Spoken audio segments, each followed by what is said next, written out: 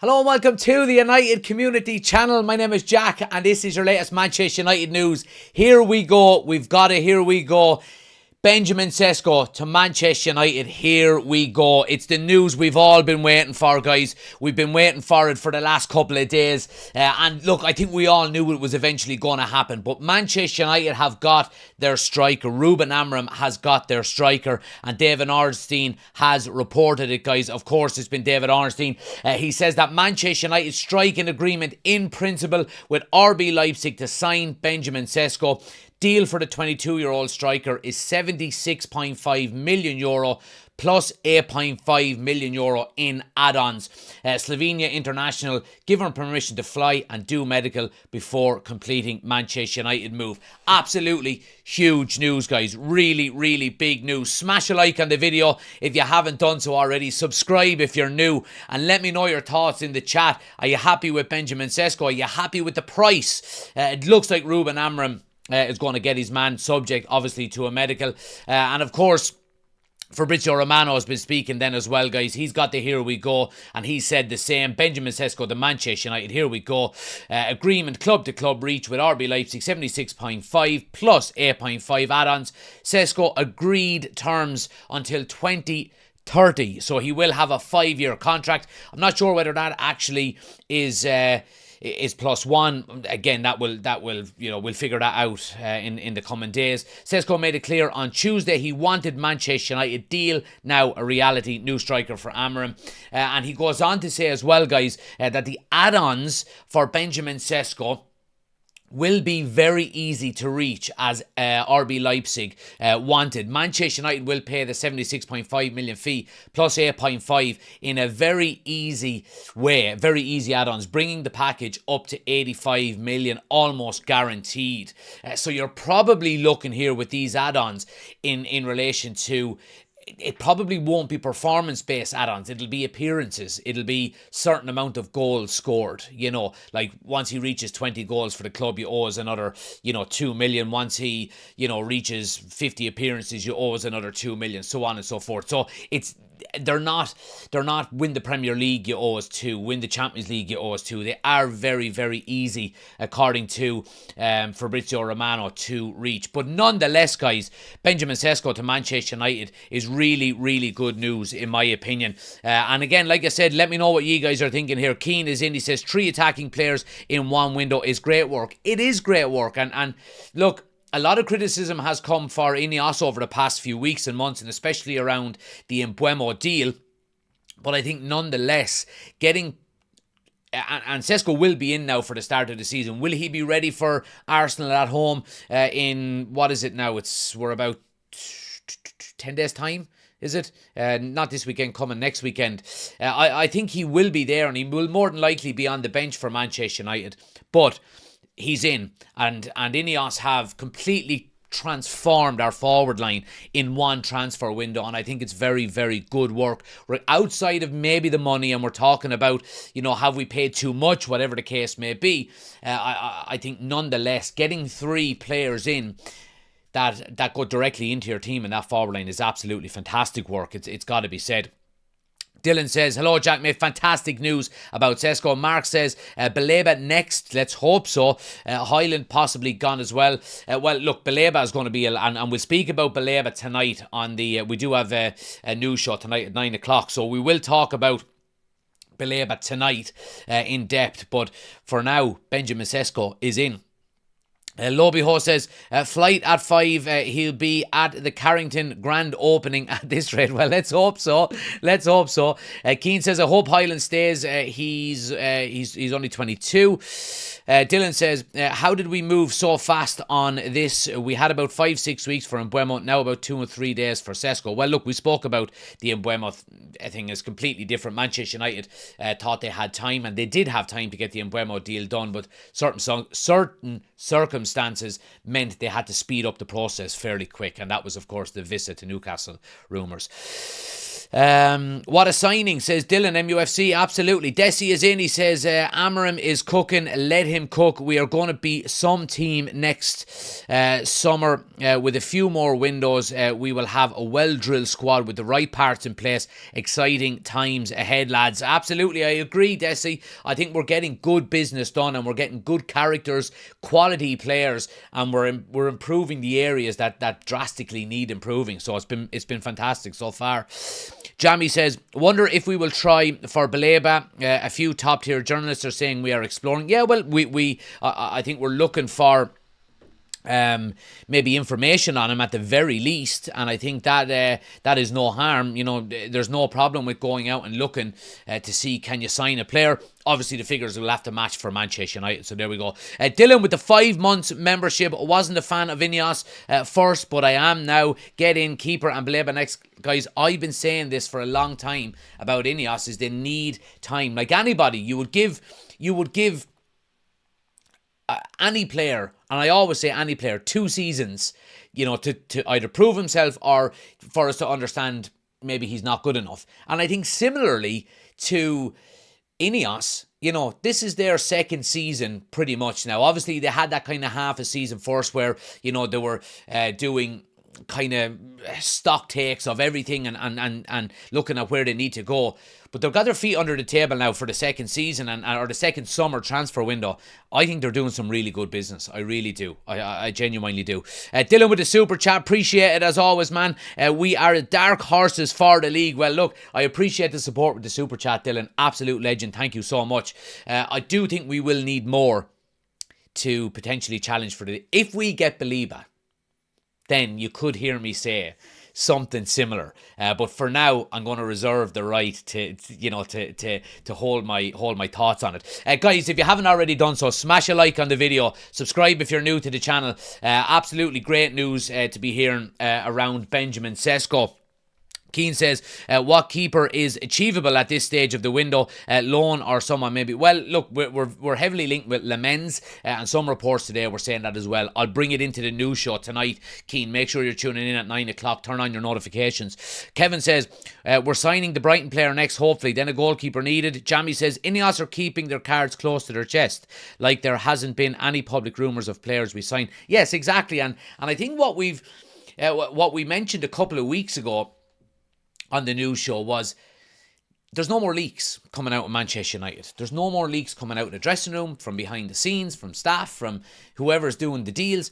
You know, it's all tight-lipped and it's all kept, you know, like you were saying, their cards close to your chest. And that's got to be commended to Ineos and the powers that be now. We have turned a corner, I believe, with how the club is run. And we know now that... you know, obviously Ineos are over the footballing side. They're not owners. I mean, the Glazers technically still own the majority share of Manchester United, but Ineos are running the day-to-day business of the football club, and I think they're doing a good job at it. I genuinely do. You know, we've got smart people in competent people in important areas of the football club.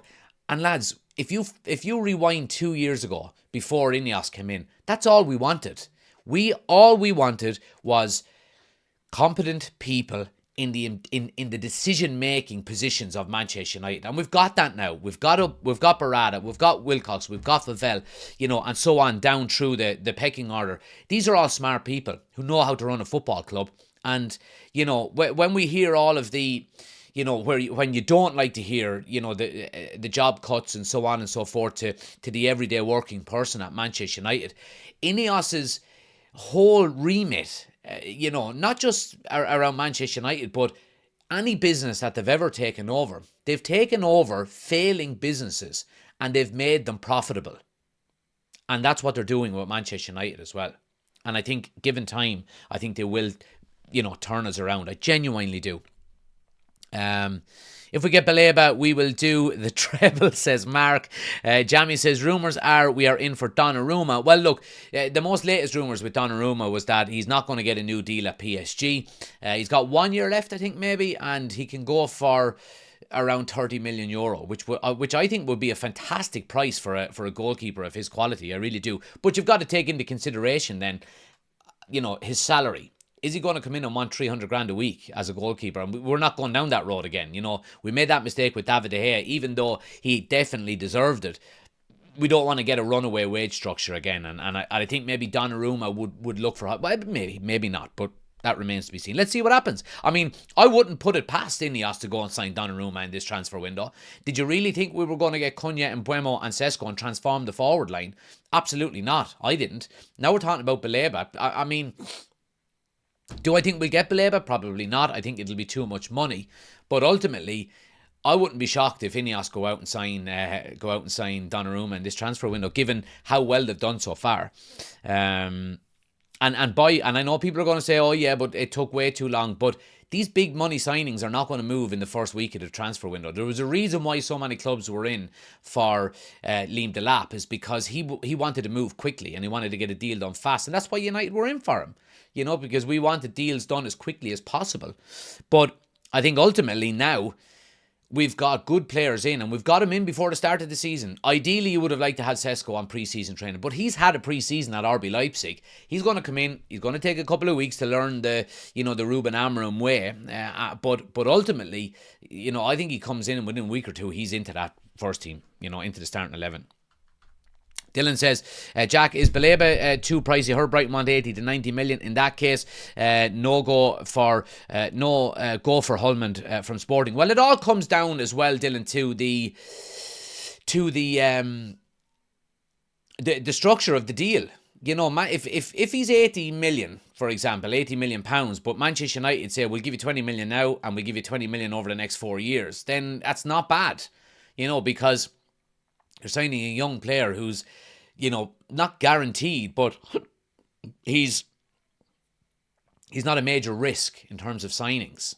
So it's all, and I think that's where Ineos are coming from. I genuinely do. Desi says, spot on, Keane. All the bad eggs are removed. Yeah, Keane says the leak is gone. The leak has gone to Barcelona. Maybe so. Kevin says, good thing is we're signing players that want to play for the club. Absolutely, Kevin, you're spot on. And it was one of the things that Ruben Amorim said in a press conference a few weeks ago. He said, we only want players who want to play for us. And look, some of the reports coming out this morning were saying that Ruben Amorim has picked up the phone and spoke to Sesko a couple of times. And I can't believe Newcastle thought that once we entered the fray that they were going to actually get him over us. I mean, who the fuck do they think they are, really? You know what I mean? Let's see. Muadin says, here we go. Next is Baleba and Donnarumma. Then glory to United. We are ready for the champions next year. Look, maybe so. Let's see what happens in the next 3 weeks or so before the transfer window closes. Mark says he will still start against Arsenal, I'd say. Well, look, it depends on how quickly we can get him in and get him into training. If he's in training next Monday, he'll have a full week he'll have 5 days of pre-season before the game starts. So I think if Manchester United can get this deal done and get him signed and get him into training for Monday morning, I think he will at the very minimum be on the bench for Arsenal. Dylan with another super chat. Appreciate it as always, my man. This is what backing a manager looks like. Well, there we go on. Now, backing a manager has its pros and cons also, guys. And we have to realise here now that Ruben Amorim has no more excuses. He's got no more excuses. He's got to hit the ground running. And if we find ourselves in October, November time in 12th or 13th or 14th, there is going to be massive pressure on Ruben Amorim. There really is. Will we be in that situation? I don't think we will. But nonetheless, he has now been backed to the hilt. And he's going to continue to be backed between now and the end of the transfer window if we get more players in. But I think ultimately he's got to start performing now, and he's got to start putting results on the board. Let's see. Fabrizio Romano has given us a further update, guys. He said that Benjamin Sesko will fly to Manchester tonight together with his agent. Plan just confirmed. MUFC wants Sesko to complete his medical tests and sign on Friday. So there we go. We just mentioned get him in before, and get him done and dusted over the weekend, get all of that media stuff done over the weekend and get him into training Monday morning and get him prepared for Arsenal next weekend. I can't believe we're saying it's going to be Arsenal next weekend already. I mean, it's flying and we're so close to the start of the season now. Pre-season is over after this game on Saturday morning against Fiorentina. So Yeah, really, really looking forward to the season starting back. But yeah, the pressure is on now. The pressure is on, and look, nonetheless, people are happy that Sesko is in the door, and it is great news. It really, really is. Have we spent too much? Well, I think there's no point in talking about that now, because the deal is done. He's coming to Manchester United. He will be a Manchester United player. All we got to do now is make sure we back him enough and he gets the support that he needs to be successful at Manchester United. If we do that, and if we can back him, not that you know, my personal backing of him or your personal back, but together as a fan base, get behind him now, you know, and really push him on, and let's hope he scores a lot of goals this season. Then he will be worth that money, and the price tag won't weigh as heavy on him. He's got to come in, he's got to score goals, and he's got to lead that line for Manchester United. But he is coming into a far better environment than the likes of Highland ever did.